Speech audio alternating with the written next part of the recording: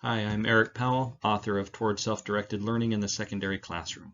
I thought I would take a few minutes to discuss the key concept of the book, which will be released this month by Rowman and Littlefield, for which I'm truly grateful.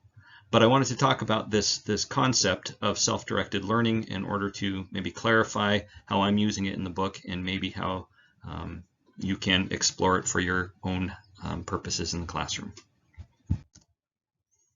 So very quickly, self-directed learning, what is it? And why do I think it's relevant in high schools today, and especially in a post-pandemic context? Those are the questions I hope to address in this short video. So when I talk about self-directed learning, I'm drawing on the definition that Malcolm Knowles used in his seminal work, Self-Directed Learning, a guide for learners and teachers. And he talks about it as a process in which individuals take the initiative with or without the help of others, and that's important, in diagnosing their needs, formulating learning goals, and identifying resources for learning, as well as evaluating outcomes. Now, this happened for Knowles. He defined this back in the 70s, and since then it has been used in a number of contexts. Adult education, health sciences, as well as secondary education.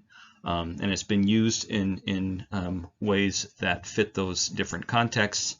And so that's why, again, I think it's important to contextualize, not just, or I should say it's important not just to define the term, but also to contextualize it. And for my purposes, I'm using it in secondary education. And when I think about that, and when I think about it for secondary education, I think it's also important to think about what it's not.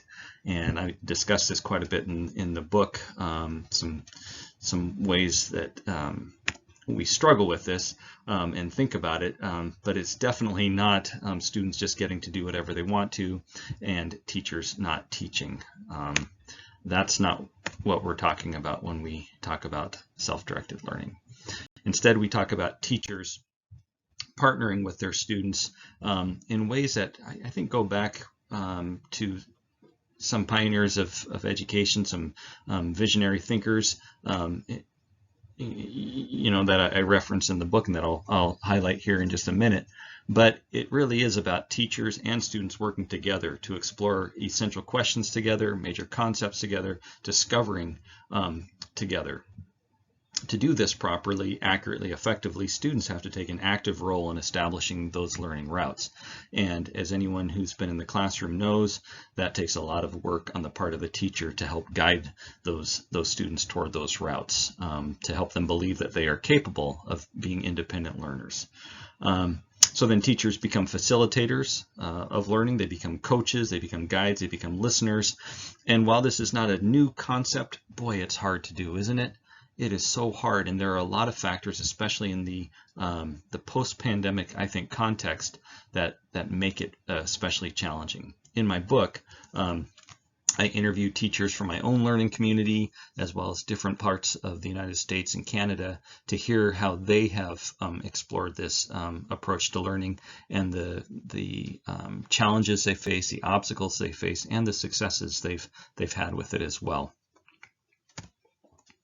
All of this, we hope, leads ultimately to not just a fun project or a better grade or whatever, but we hope it is a transformative learning experience for the students and ultimately the community in which they live.